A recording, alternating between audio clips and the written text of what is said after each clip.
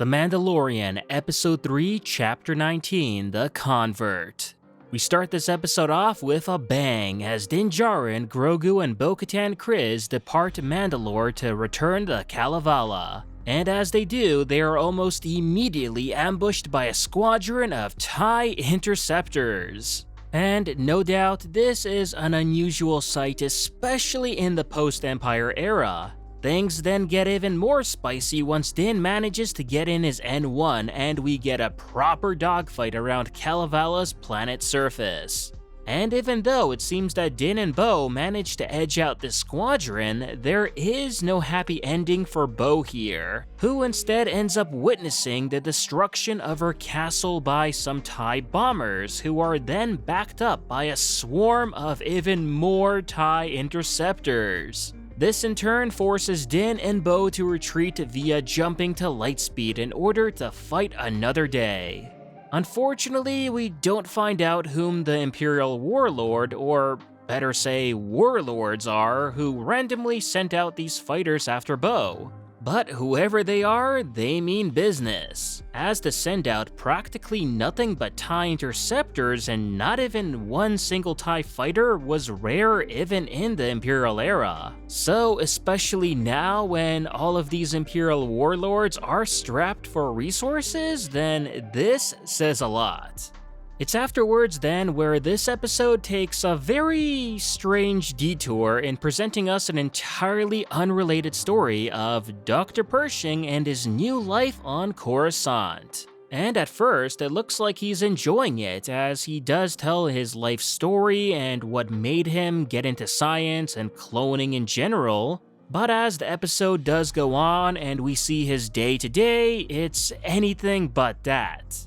As while he's constantly being told and praised by the elite that it's a good thing that he's working for the New Republic now, it only makes you question, what do they mean by that? What is he exactly doing for the New Republic? Or at least, how is he benefiting them? As he actually doesn't even get to make use of his skills whatsoever. Instead, he's shoved into an undignified desk job that, well, anyone can do.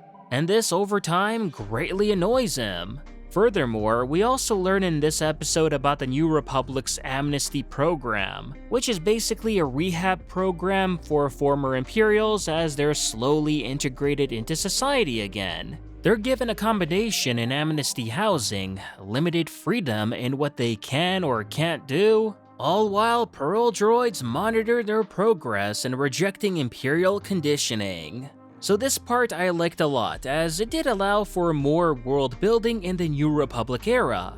But at the same time, it did also put the New Republic in a bad light. Like for example, all of the Imperials in the amnesty program are given serial numbers instead of a name to refer one another with. Which is very weird, as that's something dehumanizing that you'd expect to be done in the Empire, not say the New Republic. Which, you know, prides itself on doing everything the opposite.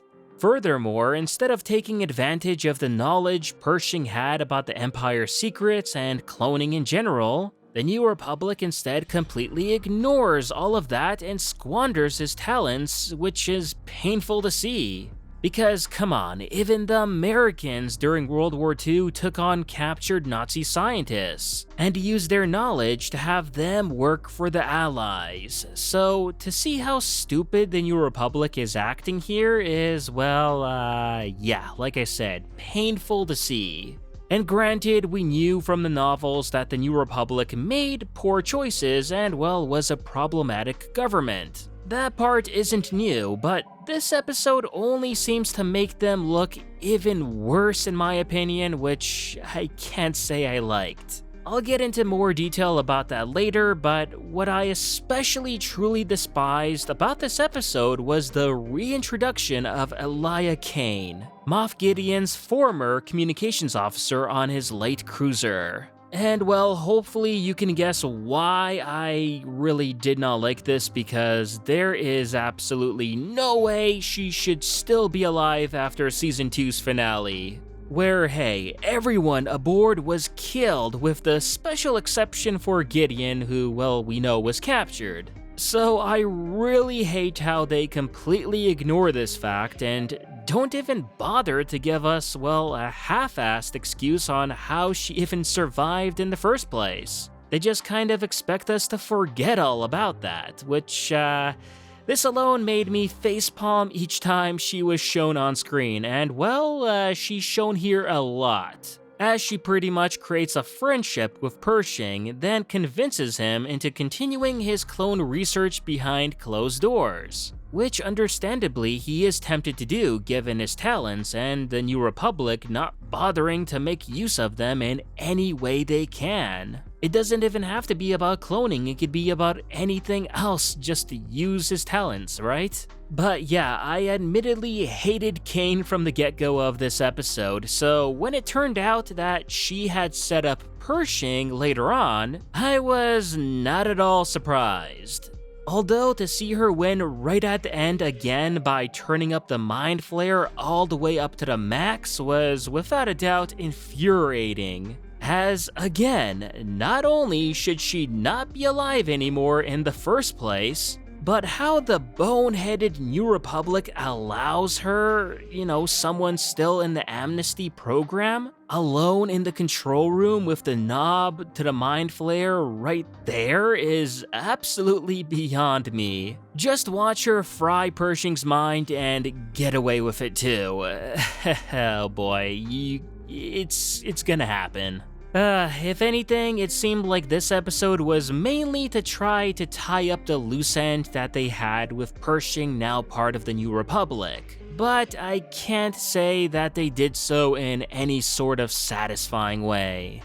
The episode then ends off with Din and Bo arriving at the Children of the Watch's new base, with Din presenting his proof for having bathed in the living waters of Mandalore and officially becoming redeemed by his people. But what was also surprising is that in addition to this, Bo, who noticeably since saving Din from drowning hasn't taken off her helmet, is also invited and accepted into Din's clan, of which she happily accepts. At first, this kinda seemed funny given how much flack she's been giving Din about his, his silly ways and that he's basically in a cult, to now, well, happily joining it herself. But after thinking about it, then it does somewhat make sense, as at this point, she's lost everything. The Darksaber, her people, her home, her purpose in life, and given that her worldview was also just recently shaken by witnessing the Mythosaur,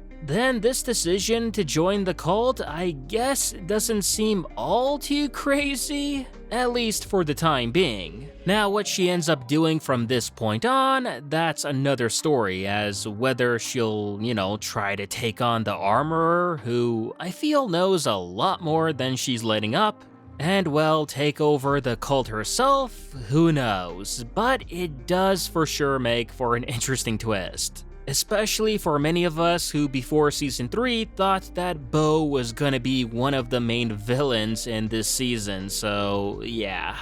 Overall, I'm somewhat mixed on this episode. I mean, I loved the Mando parts in it, both the opening and the ending segments. But everything in the middle, I'm kinda torn about. I like the new lore being introduced about the amnesty program, seeing how all of that works, plus of course the beauty of Coruscant as well. I mean, how could you not like that? But like I mentioned before, the forced-in addition of Elia Kane here pretty much ruined it for me. That, and well, the episode painting the New Republic as inept, which, yeah, it's fine to show that the issues presented within the New Republic and the reasons on why it will later end up failing and allow the First Order to grow, eventually leading to its demise, sure, but at the same time, come on. There's a limit to this, and just like before in Disney showing us how unbelievably cartoony dumb the Empire was, they're trying to do the exact same thing with the New Republic now, and I can't say I'm for it. And that was my take on this episode of The Mandalorian. Let me know what you all thought about the episode in the comments below, and if you haven't already, remember to like this video, subscribe to the channel, and I'll see you on the next one.